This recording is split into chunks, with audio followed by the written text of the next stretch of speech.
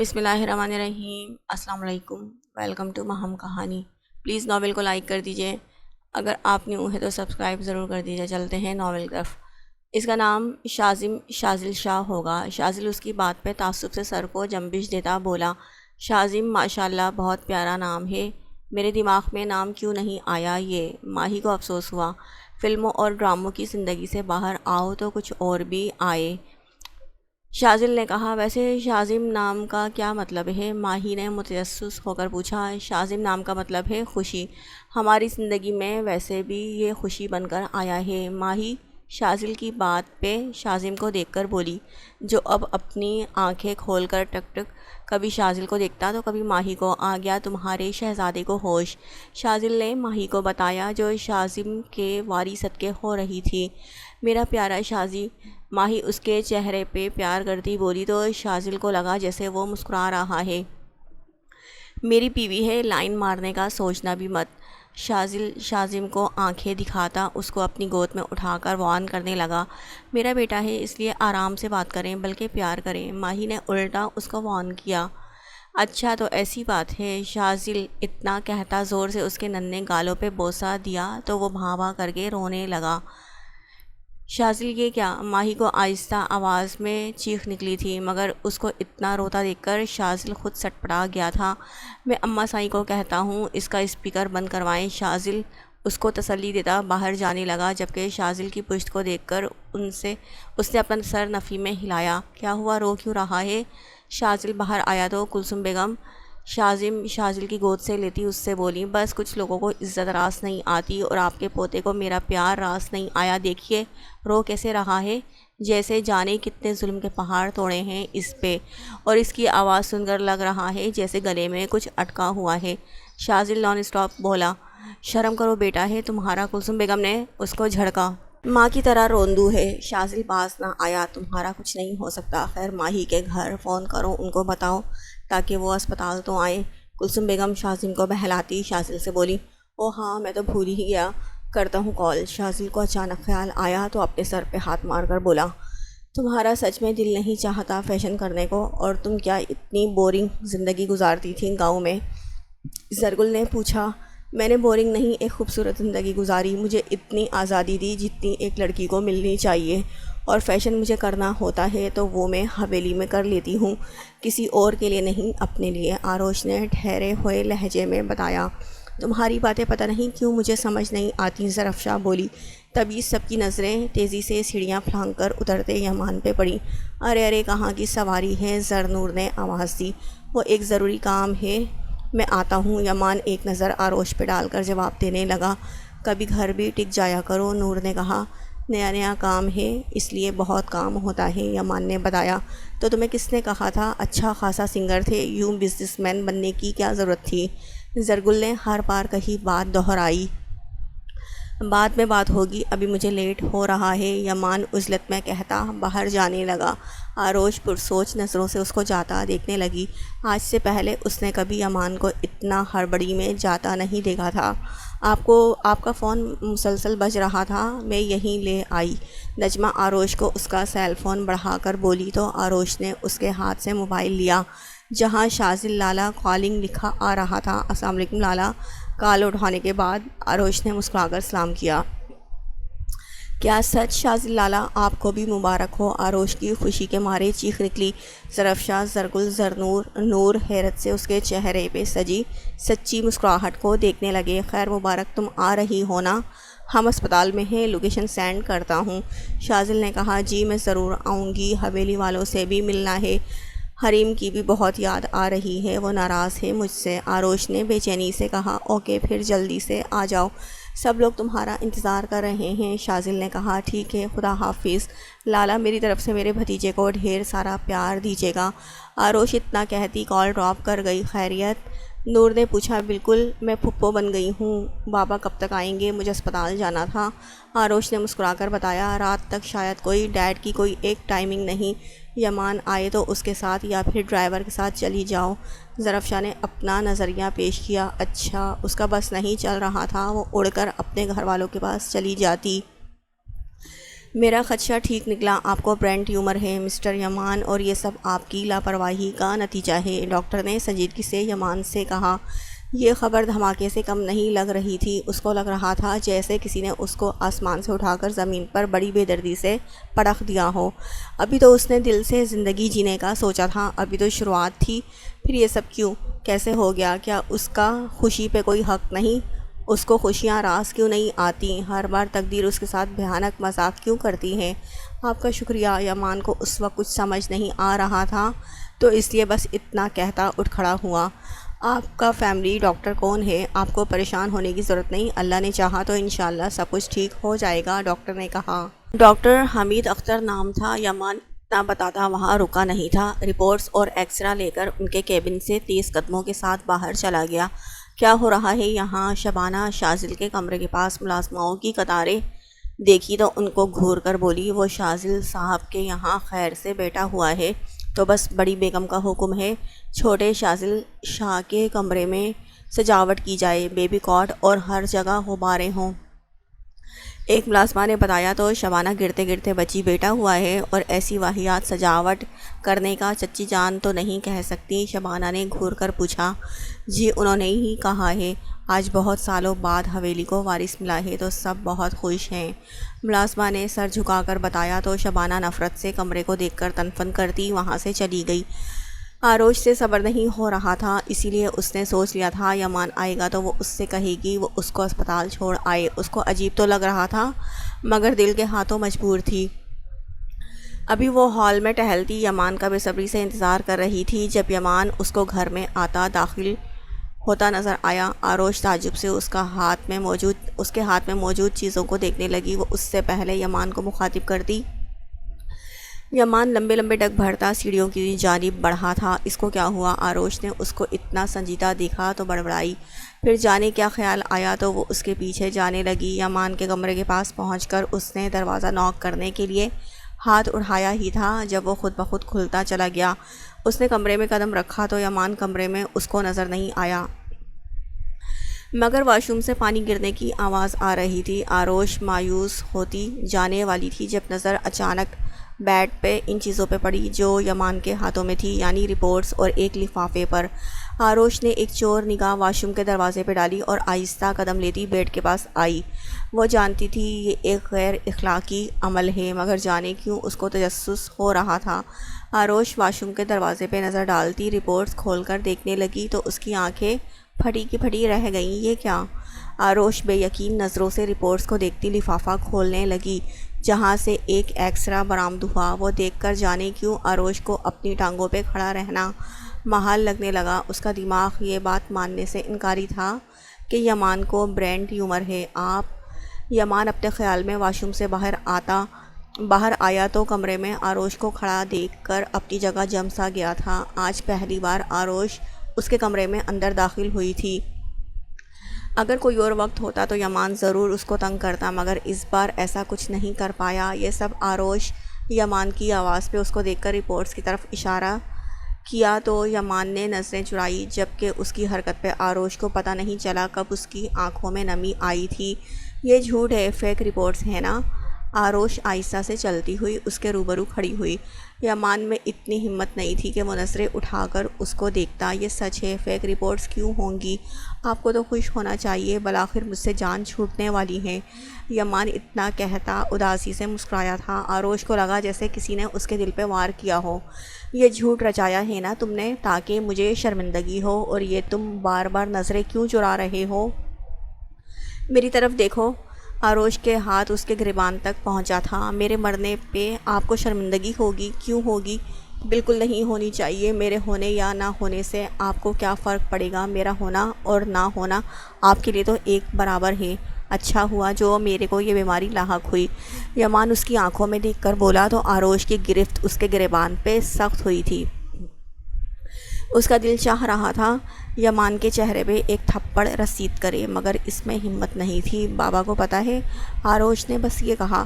جواب میں یمان ہلکا سا مسکرا کر اس کے دوپٹے کے دونوں طرف کے کونوں کو پکڑ کر اپنے ہاتھ میں لپیٹا، جس سے کندھوں سے اترتا دوپٹہ یامان کے ہاتھ میں آیا تھا۔ اب آروش صرف حجاب میں اس کے سامنے تھی، جو اچھی طرح سے اس کو ڈھانپے ہوئے تھا۔ آروش ناسمجھی سے اس کو دیکھنے لگی، مگر جب یامان نے وہ ہاتھ اس کے ہاتھوں پر رکھ کر اپنے گریبان سے ہٹائے تو آروش کا دل زور سے دھڑکا۔ اس نے یامان کو دیکھا، جس کے ہاتھ میں اس کے دونوں ہاتھ تھے، مگر دونوں ہاتھوں کے درمیان اس کا دوپٹہ تھا۔ اگر یامان ایسے ہی اس کا ہاتھ ٹچ کرتا یا سہلاتا تو بھی اس کے ہاتھوں کی نرماہٹ محسوس نہیں کر پاتا۔ یامان نے اس کا ہاتھ تھاما ضرور تھا، مگر ایسے کہ لگ نہیں رہا تھا، کیونکہ اس بار بھی یامان نے بنا چھوئے دونوں میں فاصلہ برقرار رکھا تھا۔ مجھے پتہ ہے آپ حیران ہو رہی ہوں گی، مگر مسلمان ہونے کی صورت میں اتنا مجھے بھی پتہ ہے کہ کسی نامحرم کو چھونا بہت بڑا گناہ ہے۔ اس کا ہاتھ بھی نہیں پکڑنا چاہیے، چاہے آپ میری محبت میں ہیں، مگر مجھے آپ کا احترام ہے۔ اللہ گواہ ہے، میں نے کبھی آپ کو بری نظر سے نہیں دیکھا۔ اس دن جو ایونٹ میں ہوا تھا وہ سب بے اختیاری میں ہوا تھا، مگر نہ یقین جانے میں ایسا کچھ نہیں کرتا۔ یامان آہستہ آواز میں بول کر اس کے ہاتھ نیچے کر کے اپنے ہاتھوں کے گرد لپیٹا، دوپٹہ کھول کر اچھی طرح سے اس کے گرد پھیلایا۔ آروش بس خاموش نظروں سے یامان کا چہرہ دیکھنے لگی۔ وہ کیا بات اس سے کر رہی تھی اور یامان کیا جواب دے رہا تھا؟ یہ میرے سوال کا جواب نہیں، آروش نے کہا۔ وہ ہرٹ ہوں گے؟ یامان بس یہ بولا، علاج ٹھیک سے لوگے تو کچھ نہیں ہوگا تمہیں۔ آروش کی زبان سے بے ساختہ یہ الفاظ نکلے۔ آپ چاہتی ہیں میں ٹھیک ہو جاؤں؟ یامان ایک قدم اس کی طرف بڑھا کر بولا۔ میں نے صرف مشورہ دیا ہے، آروش سنجیدگی سے کہہ کر اس کے کمرے سے باہر چلی گئی تھی تو یامان نے سنجیدگی اور مایوسی سے اس کو خود سے دور جاتا دیکھا۔ کمرے میں آنے کے بعد آروش کو بے چینی نے آن گھیرا۔ اس کو سمجھ نہیں آیا وہ کیوں اتنا بے چین ہو گئی ہے، اس کے اندر کیوں بے چینی پھیلی ہوئی ہے۔ یہ سب آروش کی سمجھ سے بالاتر تھا، مگر جو بھی تھا وہ نہیں چاہتی تھی یامان کو کچھ بھی ہو۔ یا اللہ! اس کی گھبراہٹ میں اضافہ ہونے لگا تو وہ اٹھ کر واش روم میں وضو کرنے چلی گئی۔ مسٹر یامان، میڈیسن میں نے لکھ لی ہے، آپ ایک بار اسپتال چکر ضرور لگائیں، ویسے میں آپ کو آپریشن کروانے کا ضرور کہوں گا، ڈاکٹر نے کال پہ یامان سے کہا۔ آپریشن سے بچنے کے کتنے چانسز ہیں؟ یامان نے پوچھا۔ 100 میں سے 10%، ڈاکٹر نے کہا تو یامان کے چہرے پہ مایوسی بھری مسکان آئی۔ اور اگر آپریشن نہ ہو تو؟ دوسرا سوال، 3 سے 5 سال مزید زندہ رہنے کے چانسز ہیں، مگر آپ کو بہت تکلیف سے گزرنا پڑے گا، اس لیے میری مانیں، اللہ کا نام لے کر آپریشن کے لیے اپنی رضامندی دے دیں، خود کو پراپر تیار کریں، اور اس میں جتنا آپ لیٹ کریں گے آپ کے لیے نقصان دہ ثابت ہو سکتا ہے، بہتر ہوگا آپ دوبارہ وہ غلطی نہ دہرائیں، ڈاکٹر نے اس کو سمجھانا چاہا۔ میں بھلا آپریشن کیوں کرواؤں گا؟ کیونکہ 10% کی امید پر میں 3 یا 5 سال ضائع نہیں کرنا چاہوں گا، میرے لیے بہت ہے۔ یامان کا لہجہ ہر احساس سے عاری تھا۔ آپ کو اللہ پر یقین نہیں؟ ڈاکٹر نے پوچھا۔ اللہ پہ اپنی قسمت پہ نہیں؟ یامان تلخ ہوا۔ قسمت بھی تو اللہ ہی لکھتا ہے، ڈاکٹر نے کہا۔ کہتے ہیں انسان جب پیدا ہوتا ہے تو تب ہی اللہ اس کی قسمت لکھ دیتا ہے، اس کا رزق لکھ دیتا ہے، مگر بات زندگی کی کروں تو ابھی 3 سالوں کی امید ہے میرے اندر، میں 10% پر یقین نہیں کر سکتا۔ یامان نے سنجیدگی سے کہا۔ ہمیں شاذل لالا کا بیبی دیکھنا تھا۔ حریم اپنے بھرے ہوئے وجود کے ساتھ فاریہ بیگم کے پاس بیٹھ کر بولی۔ وہ آ جائیں گے کچھ دنوں تک، پھر دیکھ لینا اور گود میں بھی اٹھا لینا۔ فاریہ بیگم نے مسکرا کر کہا، ہم سے انتظار نہیں ہو رہا اور ہمیں آروش آپی سے بھی ملنا ہے، وہ بھی تو وہاں ہوں گی۔ حریم نے اپنی مجبوری بتائی، وہ بھی حویلی آئے گی اور جب تمہارا وقت ہوگا تو بھی آئے گی۔ کیا واقعی وہ ہمارے ساتھ ہوں گی؟ حریم پرجوش ہوئی۔ بالکل کہہ رہی تھی، جب تمہارا نواں مہینہ شروع ہوگا تو تمہیں شاذل کے گھر کے بجائے وہ اپنے گھر میں لائے گی، کیونکہ وہاں کسی غیر مرد کا آنا جانا نہیں رہتا، تم آرام سے رہ سکتی ہو وہاں، بس آروش کا باپ ہوتا ہے۔ فاریہ بیگم نے مسکرا کر کہا، یہ تو اچھی بات ہے، ہم تو ویسے بھی اپنے کمرے میں ہوتے ہیں، بس شام کے وقت واک کرنا ہوتی ہے۔ حریم کا چہرہ چمک اٹھا تھا۔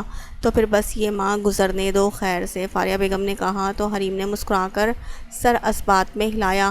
اس کو پتہ نہیں چلا کیسے فاریہ بیگم نے اس کا دھیان شاذل کے بچے سے ہٹا کر دوسری طرف کر لیا تھا۔ میرا شونا بیبی، اپنی مما کا چاند ماہی شاذم کو اپنے سینے سے لگاتی اس کو پیار کرنے لگی، جس پہ وہ ہلکا سا مسکرا رہا تھا۔ اس کی مسکراہٹ دیکھ کر ماہی تو اس کے صدقے واری جا رہی تھی، بار بار اس کا چہرہ چوم کر اپنی ممتا نشاور کر دی۔ ماہی کے گھر والے بھی اسپتال آئے تھے، مگر زیادہ لوگوں کا رہنا الاؤ نہیں تھا، تو وہ مل کر تھوڑی بہت بات چیت وغیرہ کر کے اس کو دعائیں دے کر واپس چلے گئے تھے۔ جبکہ زین یہی رکا ہوا تھا، اسپتال کا روم جہاں ماہی ایڈمٹ تھی۔ ویسے تو نارمل ڈیلیوری کی وجہ سے شام میں ماہی کو ڈسچارج ملنا تھا، مگر شاذم کی طبیعت خراب ہونے کی وجہ سے ان کو اسپتال میں ہی رکنا پڑا تھا۔ ماہی کی گھر والوں سے ان کی ماں بختاور بیگم نے شاذم کے ہاتھ کی چھوٹی انگلی میں سونے کی انگوٹھی پہنائی تھی، جو بار بار اس کی انگلی سے اتر جاتی تو وہ ماہی نے کلثوم بیگم کو دی تھی تاکہ وہ فی الحال سنبھال کر رکھیں۔ کچھ وقت بعد وہ شاذم کو پہنائے گی۔ بغیر دانتوں کے ہنس رہا ہے، بڑا ہی کوئی ڈھیٹ ثابت ہوا ہے یہ۔ شاذل جو پاس بیٹھا تھا شاذم کو یوں ہلکا سا مسکراتا دیکھا تو اس نے ہر بار کی طرح اپنی رائے دینا ضروری سمجھا۔ شاذل، ہم دونوں آپ سے ناراض ہو جائیں گے اگر اب اور آپ نے میرے بچے کو کچھ بھی کہا تو۔ ماہی نے تنگ آ کر شاذل سے کہا، جو 2 دن سے کوئی بھی موقع جانے نہیں دے رہا تھا شاذم کو دیکھ کر کوئی نہ کوئی ایسا جملہ کہتا جس پہ اس کا دل تڑپ اٹھتا اپنے بچے کے لیے۔ ایسے الفاظ سن کر مگر ایک شاذل تھا جو جانے کون کون سے بدلے نکال رہا تھا اس معصوم سے۔ تم کیوں ناراض ہو رہی ہو؟ اور یہ دیکھو میں تمہارے لیے کیا لایا ہوں۔ شاذل اپنی جگہ سے اٹھتا، اس کے پاس آ کر پینٹ کی جیب سے ایک لاکٹ نکالا۔ ماہی کے چہرے پہ خوشگوار حیرت کے تاثرات نمایاں ہوئے، کیونکہ یہ لاکٹ سیم شاذل کے لاکٹ جیسا تھا۔ بس فرق یہ تھا کہ اس کے لاکٹ میں اس کا نام لکھا ہوا تھا، جبکہ شاذل کے لاکٹ میں پتھر بنا ہوا تھا۔ یہ میرے لیے واو بہت پیارا ہے، ماہی نے خوش ہو کر کہا۔ شاذل مسکرا کر شاذم سے لیتا اس کو بیبی کاٹ میں لٹا کر دوبارہ ماہی کی طرف متوجہ ہوا۔ لاؤ پہناؤں، شاذل نے کہا تو ماہی نے مسکرا کر لاکٹ اس کی طرف بڑھایا۔ ویسے یہ میرا وہ تحفہ ہے جو آپ نے شاذم کی پیدائش پہ دینا تھا۔ شاذل لاکٹ کا لاک لگا رہا تھا جب ماہی نے پوچھا۔ ہاں وہی ہے۔ شاذل لاکٹ پہنانے کے بعد اس کو دیکھنے لگا۔ اچھا لگ رہا ہے نا؟ ماہی نے خوشی سے پوچھا۔ ہاں بہت، شاذل نے فوراً سے جواب دیا۔ آروش کیوں نہیں آئی ابھی تک؟ 2 سے 3 دن ہو گئے ہیں ہم یہاں ہیں۔ ماہی نے سوالیہ نظروں سے شاذل کو دیکھا۔ اس کا باپ کام کی وجہ سے باہر ہے، وہ کسی اور کے ساتھ جانا نہیں چاہتی، مگر آج بابا سائیں خود اس کو لینے جائیں گے۔ ویسے بھی کل تمہارا ڈسچارج ہے، حویلی میں سب کو انتظار ہے، شاذل نے بتایا۔ آپ کے بابا کو شاذم قبول ہے؟ ماہی نے ہچکچاہٹ سے پوچھا۔ ہاں کیوں؟ شاذل کو اس کا ایسا سوال سمجھ نہیں آیا۔ نہیں ویسے ہی، دراصل میں آپ کے خاندان کی نہیں، شاید اس وجہ سے پسند نہ ہوں، ماہی نے کچھ سوچ کے کہا۔ ایک تو تمہارے خدشات جانے کب ختم ہوں گے؟ خیر جب سے یہ بچہ اس دنیا میں آیا ہے تو تم ماہی شاذل شاہ بن چکی تھی، ایسے میں کسی کو یہ بات ناگوار لگنے کی کوئی تک نہیں بنتی۔ ویسے بھی مجھے اس سے کوئی فرق نہیں پڑنے والا تھا، شاذل نے سنجیدگی سے کہا۔ مطلب شاذم کو وہ مقام ملے گا جو شاہ خاندان کے مردوں کا ہوتا ہے؟ مرغی کی ایک ٹانگ والی مثال قائم کر دی ماہی تم نے۔ یار ماہی میں تمہیں کیا کہوں، بے وقوف یا معصوم، جب یہ میرا بیٹا میرا خون ہے، حویلی کا وارث ہے، تو ظاہر ہے شاذم شاہ کا بھی وہ مقام ہوگا جو ہر ایک کا ہوتا ہے۔ اور تمہیں پتہ ہے اگر ہماری بیٹی ہوتی تو بھی کسی کو کوئی اعتراض نہیں ہوتا، کیونکہ بیٹی اللہ کی طرف سے رحمت ہوتی ہے، اور ہمارے خاندان میں بیٹی کی پیدائش کو برا نہیں سمجھا جاتا، بلکہ ویسے ہی خوشی کا اظہار کیا جاتا ہے جیسے بیٹے کی پیدائش پہ کیا جاتا ہے۔ حویلی میں بیٹی کو اس کا رتبہ دیا جاتا ہے جس کی وہ حقدار ہوتی ہے۔ شاذل کا لہجہ ہموار سنجیدہ تھا۔ شکریہ، ماہی بس یہی بول پائی، جس پہ شاذل نے اپنا سر جھٹکتا شاذم کی طرف متوجہ ہوا جو اپنی نیند پوری کر رہا تھا۔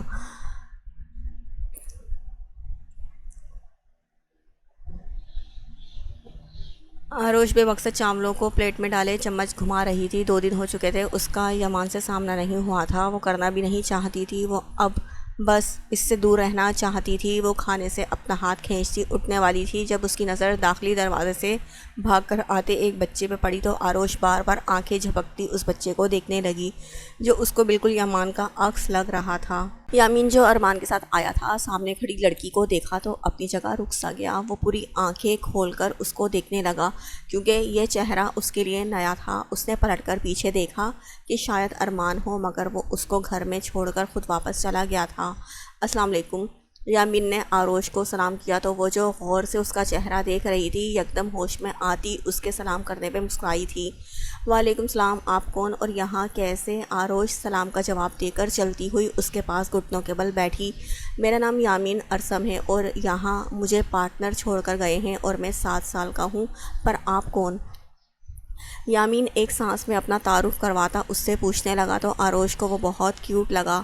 یہاں بیٹھو، آروش اس کو باہوں میں اٹھاتی صوفے پہ بٹھایا۔ آپ نے بتایا نہیں، آپ کون؟ نام کیا ہے آپ کا؟ یامین نے ایک بار پھر پوچھا۔ پہلے آپ یہ بتائیں، آپ کو سلام کرنا کس نے سکھایا ہے؟ آروش مسکرا کر اس کے گال کھینچ کر پوچھنے لگی، کیونکہ یہاں سب لوگ اس کو ہائے بائے یا پھر صبح شام کے وقت گڈ مارننگ یا گڈ آفٹر نون کہتے ہیں۔ ایسے میں اس بچے کا یوں سلام کرنا اس کو اچھا لگا تھا۔ امی نے وہ کہتی ہیں جس سے بھی آپ ملو اس کو السلام علیکم کہا کرو، ایسے میں ثواب ملتا ہے۔ یامین نے آنکھیں بڑی بڑی کر کے بتایا۔ اچھا، اور آپ کے بابا؟ آروش نے دلچسپی سے اس کے تاثرات نوٹ کر کے دوسرا سوال کیا۔ بابا؟ یامین تھوڑا اداس ہوا تھا، جس کو محسوس کر کے آروش کو لگا جیسے اس نے کچھ غلط پوچھ دیا ہو۔ آپ کو برا لگا میرا سوال کرنا تو سوری، ویسے میرا نام آروش ہے۔ آروش نے مسکرا کر اس کے دھیان اپنی طرف کرنا چاہا۔ نہیں، برا نہیں لگا، امی کہتی ہیں بڑوں کی باتوں کا برا نہیں منانا چاہیے، اور وہ اکثر بتاتی ہیں کہ بابا جنت میں ہیں، اس لیے میں اور امی اکیلے رہتے ہیں۔ ویسے میں نے تو بابا کو کبھی دیکھا ہی نہیں، یامین نے بتایا تو آروش کو اس پہ ترس سا آیا، جو سرے سے ہی باپ کی محبت سے انجان تھا۔ آپ کی مما نہیں آئی؟ آروش کو اس سے باتیں کرنا اچھا لگنے لگا۔ نہیں، وہ دور دور ہیں مجھ سے، مجھے تو یمان ماموں نے بلایا ہے۔ یامین نے سامنے کی طرف اشارہ کر کے اس کو بتایا تو پیچھے کی طرف آروش جھٹکے سے پلٹی، جہاں یمان کب سے ہاتھ سینے پہ باندھا ان کی باتیں سن رہا تھا۔ کیسے ہو چیمپئن؟ یمان چلتا ہوا یامین کے پاس آتا، اس کو باہوں میں اٹھاتا، گالوں پہ پیار کرنے لگا۔ میں ٹھیک، آپ کیسے ہیں؟ یامین نے بتانے کے بعد پوچھا۔ تم نے اکیلے بچے کو یہاں آنے کا کہا، یہ کیسے رہے گا اپنی ماں کے بنا؟ آروش نے ڈائریکٹ یمان سے سوال کیا۔ میں نے تو آپ ہی کو بھی کہا تھا مگر وہ نہیں آئی اور یامین کو اکیلے بھیج دیا، یمان نے جواب دیا۔ یہ تمہارا بھانجا ہے؟ آروش نے پوچھا۔ جی، یمان نے جواب دیا۔ تمہارے جیسا لگ رہا ہے، ایسا لگ رہا ہے جیسے تمہارا بیٹا ہے۔ آروش کہے بنا نہ رہ پائی۔ نہیں، ایسی کوئی بات نہیں، انشاءاللہ ہمارے بچے مجھ پہ نہیں آپ پہ جائیں گے۔ یمان یامین کے بال سیٹ کرتا عام سے انداز میں بولا، جیسے کوئی عام سی بات ہو، مگر اس کی بات پہ آروش کی رنگت خون چھلکانے کی حد تک سرخ ہو گئی تھی۔ بے شرم انسان! آروش صوفے سے کشن اٹھاتی اس کی طرف پھینک کر وہاں سے چلی گئی، جبکہ یمان کا کہا چھوٹ گیا تھا۔ یامین حیرت سے ان دونوں کو دیکھ رہا تھا۔ ماموں وہ کون تھیں؟ یامین نے یمان کو مسکراتا دیکھا تو پوچھا۔ تمہاری مامی تھی، یمان نے کہا تو یامین کو کچھ خاص سمجھ تو نہیں آیا، پر اس نے سر اسبات میں ایسے ہلایا جیسے ساری بات سمجھ آ گئی ہو۔ آروش ابھی اپنے کمرے میں آئی ہی تھی کہ اس کا سیل فون رنگ کرنے لگا۔ اس نے اسکرین پہ نمبر دیکھا تھا تو بابا کالنگ لکھا آ رہا تھا۔ آروش نے جلدی سے کال ریسیو کی۔ السلام علیکم بابا سائیں، کیسے ہیں آپ؟ آروش نے جلدی سے کال اٹینڈ کیے کہا۔ وعلیکم السلام، میں ٹھیک، تیار ہو کر باہر آ جاؤ، میں لینے آیا ہوں، کل ہم نے واپس گاؤں جانا ہے۔ شہباز شاہ نے مسکرا کر اس سے کہا۔ جی، میں بس 5 منٹ میں آتی ہوں۔ آروش خوشی سے کال کاٹ کر الماری سے اپنا عبایا نکالنے لگی، پھر ایک خیال کے تحت وہ بیڈ سے موبائل اٹھاتی زوبیہ بیگم کا نمبر ملانے لگی، مگر نو رسپانس آیا تو اس نے ایک میسج ان کے نمبر پر چھوڑا، پھر خود تیار ہوتی نیچے آ کر باہر کی طرف آئی، جہاں شہباز شاہ گیٹ کے پاس کھڑا تھا اور ساتھ میں ان کی گاڑی کے پیچھے 3-4 گاڑیاں مزید تھیں۔ اتنے وقت بعد شہباز شاہ کو اپنے پاس دیکھ کر آروش جلدی سے آگے بڑھ کر ان کے سینے سے لگی۔ میں نے آپ کو بہت یاد کیا، ناراض بھی تھی آپ سے، آروش نے شکوہ کیا، جس پہ شہباز شاہ محبت سے اس کے سر پہ اپنا ہاتھ پھیر کر اس کے ماتھے پہ بوسہ دیا۔ تمہارے بابا سائی مجبور تھا، ورنہ تمہیں پتہ ہے نا، تمہیں سب سے زیادہ عزیز ہو تم ہمیں۔ شہباز شاہ نے کہا تو اس نے سر کو اسبات میں ہلایا۔ آؤ گاڑی میں بیٹھو، شہباز شاہ نے مسکرا کر کہا تو وہ گاڑی کی پچھلی سیٹ میں آ کر بیٹھ گئی۔ آپ کیوں نہیں آئیں؟ یمان نے فجر کو کال کیا، اس سے پوچھا۔ مجھے اپنے گھر میں رہنا اچھا لگتا ہے، ویسے بھی یامین کو تو میں نے تمہارے پاس بھیج دیا ہے۔ فجر نے مسکرا کر کہا۔ وہ تو ٹھیک، پر وہ بچہ ہے، اچانک رات کو اٹھ کر آپ کو یاد کرے تو؟ یمان نے کارٹون دیکھتے یامین پہ نظر ڈال کر کہا، اس کی فکر نہیں کرو، وہ نیند کا بہت پکا ہے، رات کو سوتا ہے تو زبردستی اس کو صبح کے وقت جگاتی ہوں۔ فجر نے کہا تو یمان مسکرا دیا۔ ٹھیک ہے پھر، یمان نے کہا، اور تمہارا کب ارادہ ہے شادی کرنے کا؟ اب ہو جانی چاہیے تمہاری شادی۔ فجر نے پوچھا، میں شادی نہیں کرنا چاہتا۔ یمان، بچوں جیسی باتیں مت کرو، روزی تمہارے نام پہ بیٹھی ہے اور تمہارے سر سے اس لڑکی کا بھوت اترتا نہیں۔ اتنے سال ہو گئے، عجیب برباد کر گئی وہ لڑکی تمہیں۔ آپ ہی پلیز ان کو کچھ مت کہیں۔ فجر کچھ کہنے والی تھی جب یمان نے بیچ میں ٹوکا، لو اب میں بھی بری لگوں گی، وہ لڑکی اچھی لگے گی جس نے تمہیں موت کے منہ تک پہنچا دیا تھا۔ فجر ناگواری سے بولی، آپ میری بڑی بہن ہیں، مجھے عزیز ہیں، آپ کا مقام الگ ہے اور ان کا الگ ہے، نہ آپ کی وجہ سے وہ مجھے بری لگیں گی اور نہ ان کی وجہ سے آپ، اس لیے ایسی باتیں نہ کریں۔ یمان فجر کی بات پر گہری سانس بھر کر بولا، سیریسلی یمان، وہ کل کی آئی ہوئی لڑکی ابھی تک اتنی اہم ہے تمہارے لیے؟ فجر کو جیسے یقین نہ آیا۔ وہ میرے لیے کیا ہے میں خود نہیں جانتا، یمان کھوئے ہوئے لہجے میں بولا۔ مجھے بہت غصہ آ رہا ہے تم پہ یمان، اور اس لڑکی پہ غصہ۔ کاش جب وہ آئی تھی میں اس کو جان سے مار دیتی، یہ قصہ ہی ختم ہو جاتا۔ فجر جذبات میں آ کر بول تو گئی تھی مگر یمان کا ماتھا ٹھنکا تھا۔ وہ آئی تھی مطلب کیا؟ آروز سے آپ کی ملاقات ہوئی ہے؟ کب؟ کیسے؟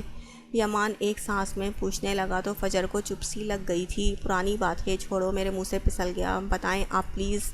یمان بزک تھا، اپنے باپ کے ساتھ آئی تھی تمہاری جان کی قیمت دینے، اور تمہیں پتہ ہے یمان، اس کے باپ نے کہا تھا تم مر چکے ہو، اور یہی بات تھی جس کی وجہ سے ہماری ماں ہمیں چھوڑ کر چلی گئی تھی۔ اگر وہ نہ آتی اپنے باپ کے ساتھ تو آج ہماری ماں ہمارے ساتھ ہوتی۔ فجر نفرت سے گویا ہوئی، جبکہ یمان کو لگا وہ جیسے سانس لینا بھول گیا ہو۔ وہ کچھ کہنے کے قابل ہی نہیں رہا تھا۔ انہوں نے قیمت نہیں پوچھی ہوگی۔ بغیر دیر کیے یمان بس یہی بول پایا، واہ کیا کہنے ہیں تمہارے، اب بھی تمہیں اس لڑکی پہ مان ہے کہ اس نے ایسا نہیں کہا ہوگا؟ تو ہاں نہیں کہا تھا، مگر اس کے باپ نے کہا تھا، لیکن وہ اس کے ساتھ آئی تھی، گھنی مسنی کہیں کی۔ فجر کو یمان پاگل لگا۔ آپ ان کے لیے اپنا دل صاف کر لیں، وہ بہت اچھی ہیں، اور امی کی زندگی اتنی ہی لکھی تھی، اس میں کسی انسان کا کوئی قصور یا ہاتھ نہیں۔ یمان نے سنجیدگی سے کہا تھا، بات یہ ہے یمان کہ تم پوری طرح سے اس کے لیے پاگل ہو چکے ہو، مگر وہ تمہیں گھاس نہیں ڈالتی، ورنہ تم اس کے غلام بن جاتے۔ فجر نے بات تو غصے میں کہی تھی مگر یمان کو جانے کیوں ہنسی آئی تھی۔ اگر فجر کو پتہ چل جاتا وہ دونوں اب ایک چھت کے نیچے رہتے ہیں، وہ اس کے لیے پراٹھا بھی بنا چکا تھا، لڑکیوں کی شاپنگ کا تجربہ بھی کر چکا تھا۔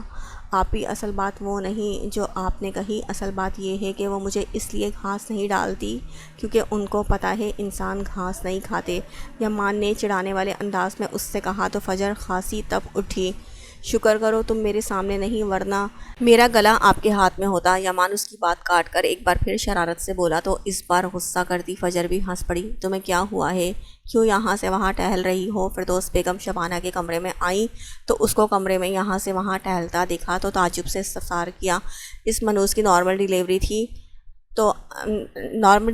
تو آ جانا چاہیے تھا، اب تیسرا دن ہے اس کا، آئی نہیں۔ شبانہ پھٹ پڑی، میری بلا سے وہیں رہے، پر خیر بچے کی طبیعت بگڑ گئی تھی، جس دن وہ پیدا ہوا تھا تبھی وہیں ہے، کل یا آج نکل پڑیں گے یہاں آنے کے لیے۔ فردوس بیگم سر جھٹک کر بولی، ڈرامہ ہے سراسر، وہ اس شازل کا کمرہ دیکھیں ذرا، پورا کھلونے سے بھرا پڑا ہے، جیسے وہ آ کر ابھی کھیلنا شروع کر دے گا۔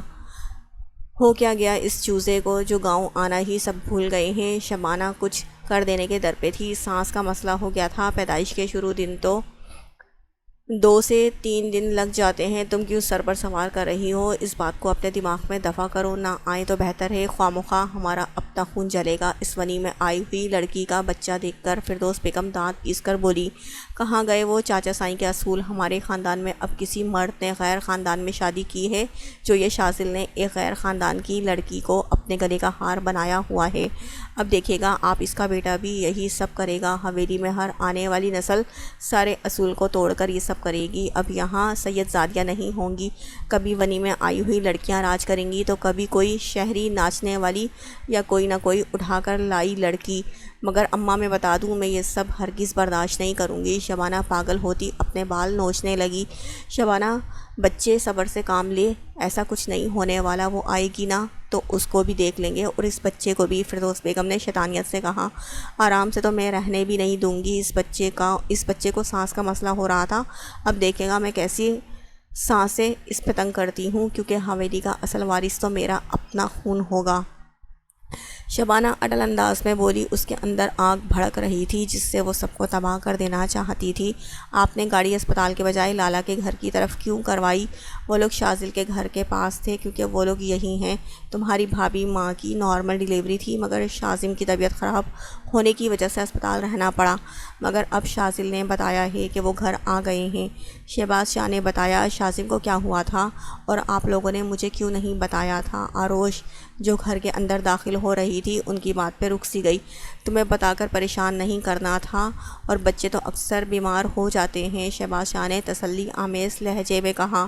پر بابا سائیں پھر بھی 2 سے 3 دن کیوں؟ آروش نے ایک بار پھر سے کہا۔ چھوڑو ان باتوں کو اور اندر چلو۔ شہباز شاہ ان کی بات ٹال کر بول کر کہتے ان کو لیے اندر کی جانب آئے۔ ماشاءاللہ بیبی تو بہت پیارا ہے۔ آروش بچے کو گود پہ اٹھا کر اس کے چہرے پہ پیار کرتی ہوئی بولی۔ ہاں، اس پیارے سے بیبی کی وجہ سے اپنا لالا بھی نظر نہیں آیا، شاذل نے کہا، جبکہ ماہی مسکرا کر ان کو دیکھ رہی تھی۔ شہباز شاہ کچھ دیر پہلے چلے گئے تھے جبکہ کلثوم بیگم نماز پڑھ رہی تھی۔ ملی تو صحیح آپ سے؟ آروش نے کہا۔ ہاں جی، اب تو رکا سوکھا ملانا ہوگا کیونکہ یہ نمونہ جو آ گیا ہے۔ شاذل مصنوعی افسوس سے بولا۔ لالا خبردار جو میرے بھتیجے کو نمونہ کہا بھی تو۔ آروش نے شاذل کے لیے ہاتھ کھڑے کیے۔ میری توبہ بھائی جو اس نمونے کو نمونہ کہوں۔ شاذل ہاتھ کھڑے کر کے کہتا باز نہ آیا، جس میں ماہی اور آروش محض اس کو گھور پائیں۔ سر اگر آپ برا نہ مانیں تو ایک بات کہوں؟ اور ارمان لیپ ٹاپ میں مصروف یمان کو دیکھ کر بولا۔ ہاں کہو، اجازت کیوں لے رہے ہو؟ یمان نے سوالیہ نظروں سے اس کو دیکھا تو ارمان نے اپنا گلا تر کیا۔ وہ دراصل میں فجر سے شادی کرنا چاہتا ہوں، ارمان ہمت کر کے بولتا۔ یمان کے تاثرات نوٹ کرنے لگا جو نارمل تھے۔ پھر سے کہنا، یمان نے کہا تو ارمان گڑبڑا سا گیا۔ آپ کی بہن فجر سے شادی کرنا چاہتا ہوں، اگر آپ غصہ نہ ہو تو۔ ارمان فوراً سے بولا، تمہیں پتہ ہے وہ شادی شدہ ہے، ان کا 7 سال کا بچہ بھی ہے، تم سے 1-2 سال عمر میں بڑی بھی ہیں، پھر بھی تم ان سے شادی کرنا چاہتے ہو، یہ سب جاننے کے باوجود بھی؟ یمان نے سنجیدگی سے کہا، جی میں سب جاننے کے باوجود بھی ان سے شادی کرنا چاہتا ہوں کیونکہ میں ان سے پیار کرتا ہوں، اور پیار کا عمر سے کوئی تعلق نہیں ہوتا، اور یہ تو پھر بھی 1-2 سال کی بات ہے۔ ارمان کا لہجہ مضبوط ہو گیا تھا۔ یامین کو بھی قبول کرو گے؟ اور اگر تمہیں بعد میں پچھتاوا ہوا تو؟ تمہارا تو کچھ نہیں ہوگا، رول تو میری بہن جائے گی، بیوہ ہوئی تو سنبھل گئی تھی اپنی اولاد کے خاطر، مگر اگر طلاق ہوئی تو وہ نہیں سنبھل پائے گی۔ یمان نے ہر طرف سے اطمینان کرنا چاہا، وہ خود پریشان تھا، اگر اس کو کچھ ہو جاتا تو اس کی بہنوں کا کیا ہوگا؟ ایک تو اپنے شوہر بچوں میں مصروف زندگی گزار رہی تھی، مگر اس کی بڑی بہن کا کیا ہوگا جو اس پہ ماں کی طرح اپنی محبت نچھاور کرتی تھی؟ یامین کو میں نے قبول کر لیا ہے سر، اور وہ میری محبت ہے، میرا شوق نہیں جو آگے چل کر ختم ہو جائے گا۔ مانا کہ وہ آپ کی بڑی بہن ہے اور ایک بھائی کے سامنے اس کی بہن کے لیے ایسی باتیں کہنا تھوڑا عجیب سا ہے، مگر آپ جانتے ہیں میں اکیلا رہتا ہوں، میرا کوئی بڑا نہیں جس کے تھرو میں اپنی بات آپ تک پہنچ جاتا۔ میں چاہتا تو خان سر سے کہہ سکتا تھا، وہ آپ کو منا لیتے، مگر میں خود آپ کو یقین دلوانا چاہتا تھا کہ میں ان کو خوش رکھوں گا۔ یہ خواہش میں بہت سالوں سے اپنے اندر دبائے ہوئے تھا، آپ سے شیئر نہیں کیا کیونکہ میں پہلے خود کو ان کے قابل بنانا چاہتا تھا۔ ارمان نے سنجیدگی سے کہا، اس کی آنکھیں اس کی باتوں کے سچ ہونے کی گواہی دے رہی تھی۔ یامان بھی تھوڑا بہت پرسکون ہو گیا تھا، یہ سوچ کر کے یامین کو بھی باپ کا پیار ملے گا۔ آپ ہی نہ مانے تو؟ یامان نے ایک اور بات اس کے سامنے رکھی۔ میں منا لوں گا۔ ارمان کا اعتماد قابل دید تھا۔ ٹھیک ہے، تم ان کو راضی کرو، مجھے کوئی اعتراض نہیں ہوگا، میں خوش ہوں کہ میری بہن کو بھی خوشیاں نصیب ہوں گی جو وہ ڈیزرو کرتی ہیں۔ یامان نے مسکرا کر کہا، اوکے میں پھر چلتا ہوں۔ کہاں جا رہے ہو؟ یامان نے پوچھا۔ اپنی فیوچر والی وائف کو منانے کے لیے۔ ارمان اپنی ٹون میں آتا تھوڑا شرما کر بولا، اتنا آسان نہیں ان کو راضی کرنا، کیسے راضی کرو گے؟ یمان نے پوچھا۔ اٹس ٹو پرسنل سر، ارمان نے کہا۔ آ گئے نا اپنی اوقات پہ، یمان نے گھور کر کہا۔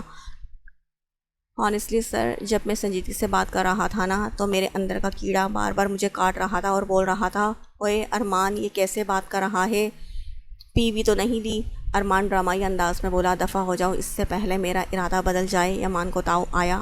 سوچ لیں سر، آسمان پہ لٹکتے میرے بچے مجھے بددعا دے رہے ہوں گے کہ میں نے کیوں تاخیر کی ہے ان کو یہاں بلانے میں۔ اگر آپ نے ایسا ویسا کچھ کیا تو وہ آپ کو بددعائیں دیں گے۔ ارمان باز نہ آیا۔ تمہیں تو اوکے سر، بائے سر، ٹیک کیئر۔ یمان اپنی جگہ سے اٹھ کر اس کی طرف بڑھنے والا تھا جب ارمان اس کے ارادے جان کر جلدی سے رفو چکر ہو گیا۔